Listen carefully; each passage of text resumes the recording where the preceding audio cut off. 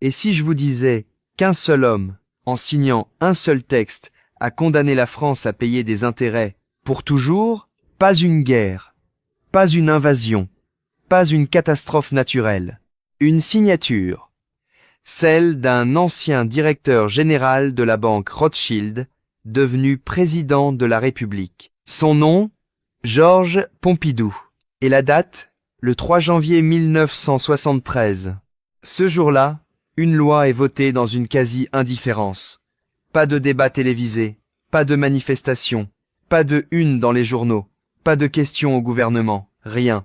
Pourtant, cette loi va transformer la France en cliente perpétuelle des marchés financiers. Mais attendez, avant de comprendre ce qui s'est passé ce jour-là, il faut d'abord comprendre ce qui existait avant. Parce que ce qu'on vous a retiré, on ne vous a jamais dit que vous l'aviez. Après la Seconde Guerre mondiale, la France est en ruine. Les routes sont détruites, les ponts effondrés, les usines réduites en cendres, des villes entières n'existent plus. Le pays est à genoux. Et pourtant, en moins de 20 ans, ce pays va se reconstruire entièrement. Autoroutes, centrales nucléaires, TGV, hôpitaux, universités, le réseau ferroviaire le plus dense d'Europe, des aéroports, des barrages hydroélectriques, des logements sociaux par millions. Comment un pays ruiné finance-t-il la plus grande modernisation de son histoire? La réponse est simple. Et c'est précisément pour ça qu'on ne vous la donne jamais. La Banque de France prêtait directement à l'État, sans intérêt, ou à des taux symboliques négociés entre le Trésor public et la Banque centrale, dans l'intérêt du pays. Concrètement, quand la France avait besoin de construire un barrage, une ligne de chemin de fer ou un hôpital, l'État demandait à sa propre banque centrale de créer la monnaie nécessaire. Pas de dette sur les marchés, pas de remboursement à un tiers, pas d'intérêts composés qui s'accumulent sur des décennies et qui finissent par dépasser le montant initial. C'était un circuit fermé.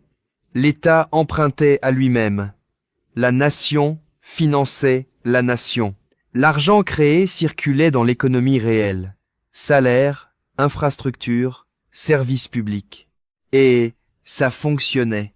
Les 30 Glorieuses, cette période mythique de croissance, d'emploi et de prospérité, cette époque où un ouvrier pouvait acheter une maison et nourrir sa famille avec un seul salaire, cette époque reposait en grande partie sur ce mécanisme. Mais il y a un problème.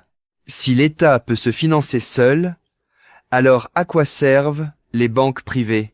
Si l'État n'a pas besoin d'emprunter sur les marchés, qui perdent de l'argent, vous commencez à comprendre qui avait intérêt à changer les règles du jeu.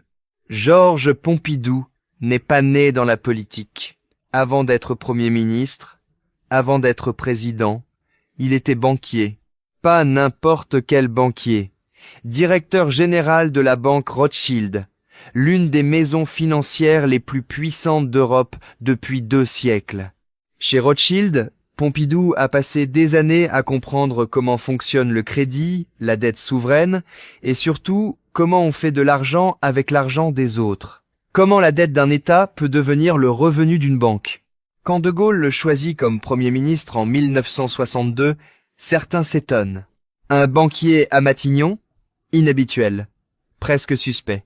Mais De Gaulle fait confiance à cet homme cultivé, discret, efficace, un normalien, un agrégé de lettres, quelqu'un qui sait manier les mots autant que les chiffres. Ce que De Gaulle ne mesure peu, être pas, c'est que les réflexes d'un banquier ne disparaissent pas quand il entre en politique. Il se camoufle, il trouve d'autres canaux, d'autres mécanismes. En 1969, De Gaulle quitte le pouvoir, après l'échec du référendum, et Pompidou devient président. La Ve République vient de placer à sa tête un homme dont toute la carrière financière a été façonnée par la banque privée. Et c'est là que les choses commencent à devenir très intéressantes. Pompidou ne gouverne pas seul. Il nomme Valéry Giscard d'Estaing au ministère de l'économie et des finances, un inspecteur des finances, un homme du sérail financier. Giscard, lui aussi, entretient des liens étroits avec les milieux bancaires. Des liens qui ne sont pas secrets, mais dont on ne parle pas. Ensemble, ils vont porter un projet de loi. Un projet qui, en apparence, ne fait que moderniser les statuts de la Banque de France. En apparence seulement. Le 3 janvier 1973, la loi numéro 73A7 est promulguée. Son titre officiel? Réforme des statuts de la Banque de France. Un intitulé volontairement technique. Volontairement ennuyeux. Le genre de titre qui fait fuir n'importe quel journaliste, n'importe quel citoyen. Mais dans ces articles, une phrase change tout. Article 25. Le Trésor public ne peut être présentateur de ses propres effets à l'escompte de la Banque de France. Traduit en langage simple, l'État français n'a plus le droit d'emprunter directement à sa propre banque centrale. Vous avez bien lu. Le pays qui avait financé sa reconstruction, son réseau ferroviaire, son programme nucléaire, ses autoroutes, ses universités, ses hôpitaux. Ce pays n'a plus le droit de se prêter de l'argent à lui-même. Désormais, pour chaque franc dont il a besoin, et plus tard pour chaque euro, l'État devra passer par les marchés financiers. C'est à dire emprunter auprès de banques privées, avec des intérêts. Des intérêts qui, année après année, décennie après décennie, vont s'accumuler, et s'accumuler, et s'accumuler encore. Réfléchissez un instant. Si vous pouviez emprunter à 0%, et que quelqu'un vous oblige soudainement à emprunter à 3, 5, parfois 8%, qui gagne? Ce n'est pas vous. Et cette question, personne ne l'a posée publiquement en janvier 1973, parce que le débat a été quasi inexistant. L'Assemblée nationale a voté ce texte dans une indifférence polie. Le Sénat l'a approuvé sans résistance significative. La presse a couvert d'autres sujets. Une loi qui allait générer des milliers de milliards d'euros de dettes est passée comme une lettre à la poste. Coïncidence ou conception? Pour comprendre l'ampleur de ce qui s'est passé, il faut suivre les chiffres. Et les chiffres ne mentent pas. En 1973, la dette publique française représente environ 20% du PIB. Un chiffre maîtrisé, presque insignifiant. La France est un bon élève. 10 ans plus tard, elle a doublé. En 1990, elle dépasse les 30%. En 2000, elle franchit les 60%. En 2010, 80%. En 2020, 115%. Aujourd'hui, la dette française dépasse les 3 000 milliards d'euros. 3 000 milliards! Essayez de visualiser ce chiffre. Vous ne pouvez pas. Personne ne peut. Mais voici le chiffre qu'on ne vous montre jamais. Celui qui n'apparaît dans aucun journal télévisé. Depuis 1973, la France a payé plus de 1500 milliards d'euros rien qu'en intérêts. Pas en remboursement de capital. Pas en investissement public. Uniquement en intérêts versés aux créanciers. C'est à dire que si l'État avait continué à emprunter à sa propre banque centrale, comme il le faisait avant, la dette actuelle serait radicalement différente. Peut être inexistante. Certains économistes estiment que sans ces intérêts, la France serait aujourd'hui quasiment sans dette. Lisez cette phrase encore une fois. Sans la loi de 1973, la France pourrait ne pas avoir de dette. Alors la question devient inévitable. Où sont allés ces 1500 milliards? Dans les coffres de qui? Dans les poches de quelles institutions? La réponse est connue, mais jamais prononcée à la télévision. Les marchés financiers, les banques privées, les fonds d'investissement, les mêmes institutions qui aujourd'hui notent la France, évaluent sa solvabilité et fixent le taux auquel elle emprunte. Juge et partie, créancier et évaluateur. Vous voyez le problème? L'État est devenu le client. Et le client n'a pas le choix. Car chaque année, le premier poste de dépense du budget français n'est ni l'éducation, ni la santé, ni la défense, ni la transition écologique. C'est le remboursement de la dette, les intérêts versés au marché. Vous travaillez, vous payez des impôts. Et une partie considérable de ces impôts ne finance aucun service public. Elle ne construit aucune école. Elle ne soigne personne. Elle finance la rente des créanciers de l'État. C'est un transfert permanent de richesse, du contribuable vers la finance privée, chaque jour, chaque seconde. Et le mécanisme ne s'arrête jamais. Il ne peut pas s'arrêter, parce qu'il a été conçu pour ça. Si ce type d'analyse documentée et sans simplification vous intéresse, abonnez-vous maintenant. Ici, on ne raconte pas l'histoire, on la démonte. Vous pourriez vous dire, d'accord, la loi de 1973 était une erreur. Il suffit de l'abroger. C'est là que l'histoire prend une dimension supérieure. En 1992, la France signe le traité de Maastricht. Ce traité crée l'Union économique et monétaire européenne. Il pose les bases de l'euro. Et dans son article 104, devenu l'article 123 du traité de Lisbonne, on retrouve exactement le même principe que la loi de 1973. Interdiction pour les banques centrales de prêter directement aux États membres. Mot pour mot. Comme si quelqu'un avait copié le modèle français et l'avait appliqué à toute l'Europe. Autrement dit, ce qui était une loi nationale française est devenu un traité international, gravé dans le marbre du droit européen, blindé juridiquement.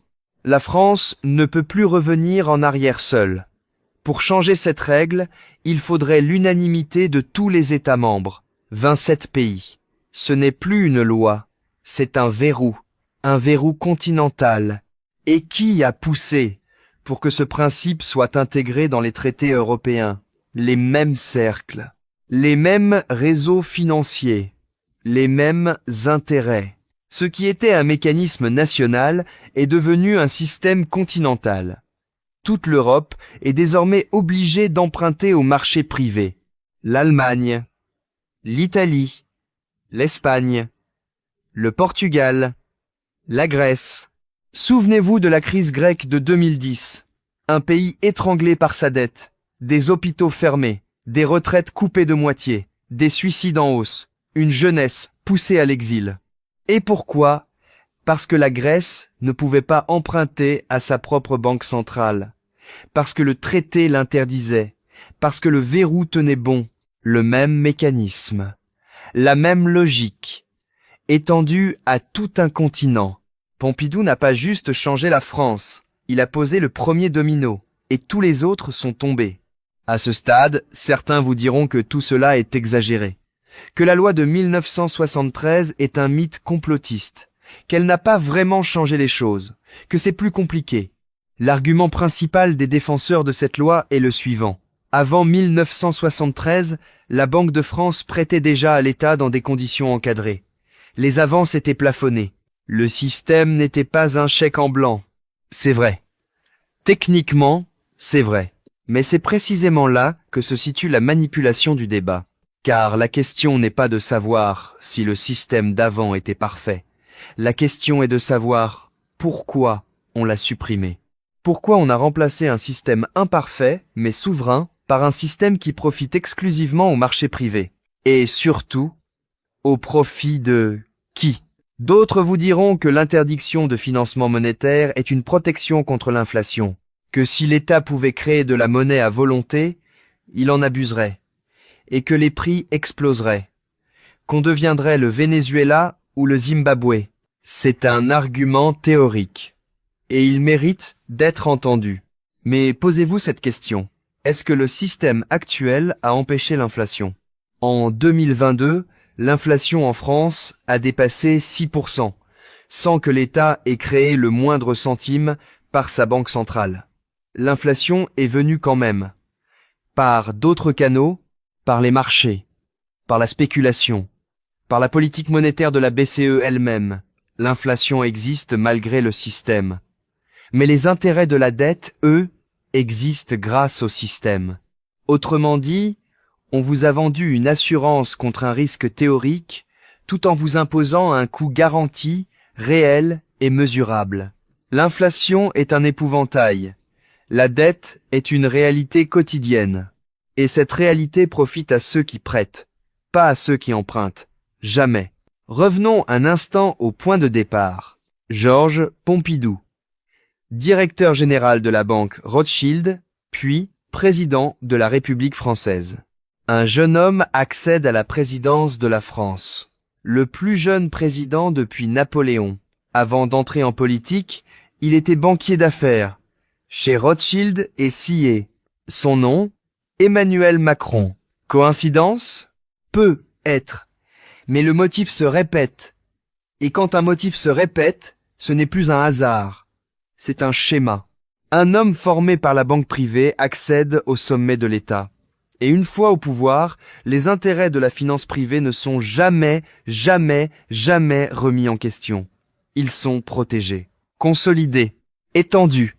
Sous Macron, la dette française est passée de 2200 milliards à plus de 3000 milliards d'euros. Les intérêts annuels dépassent désormais 50 milliards d'euros par an. Certaines projections parlent de 70 milliards d'ici peu. 50 milliards, chaque année, versés au marché financier, sans contrepartie visible pour le citoyen. C'est plus que le budget de la justice, de la culture et de l'écologie réunis. C'est davantage que ce que la France dépense pour sa recherche scientifique. Et personne n'en parle. Personne ne pose la question fondamentale.